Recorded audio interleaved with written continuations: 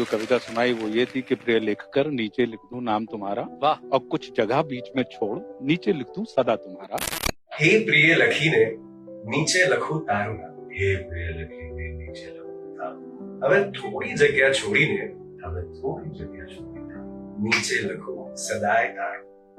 નીચે લખું સદાય તારું. લખ્યું વચ્ચે જે છે એ તારે સમજવાનું. વચ્ચે જે છે એ તારે સમજવાનું છે. કાગળ પર લખેલી મનની ભાષાનો અર્થ